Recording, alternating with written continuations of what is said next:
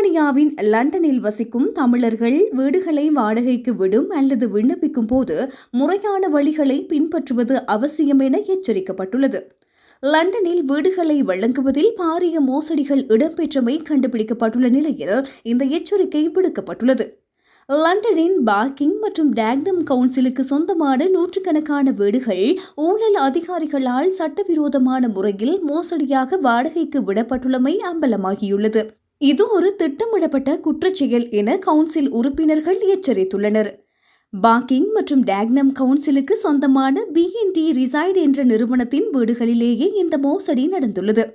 குறைந்த வருமானம் பெறுபவர்களுக்காக ஒதுக்கப்பட்ட இந்த வீடுகளை சில ஊழல் அதிகாரிகள் தங்களின் சுய லாபத்திற்காக தகுதியில்லாதவர்களுக்கு சட்டவிரோதமாக வழங்கியுள்ளனர். இவ்வாறு மோசடியாக பெற்ற வீடுகள் வசிப்பதற்கு பதிலாக கஞ்சா தோட்டங்கள், B&B போன்ற குறுகிய கால வாடகை மற்றும் சமூக விரோத செயல்களுக்காக பயன்படுத்தப்பட்டுள்ளன. பலர் போலி ஆவணங்களை கொடுத்து வீடுகளை பெற்றுள்ளனர். இன்னும் சிலர் உண்மையான ஆவணங்களை கொடுத்தாலும் அங்கு வசிக்காமல் வேறு சட்டவிரோத வேலைகளுக்காக அந்த வீடுகளை பயன்படுத்தியுள்ளனர். இது தொடர்பில் லண்டன் சிட்டி போலீசார் விசாரணைகளை முன்னெடுத்து வருகின்றனர். இதுவரை 6 பேர் கைது செய்யப்பட்டுள்ளனர். நூற்றுக்கணக்கான வீடுகள் இவ்வாறு மோசடி செய்யப்பட்டிருக்கலாம் என அஞ்சப்படுகின்றது.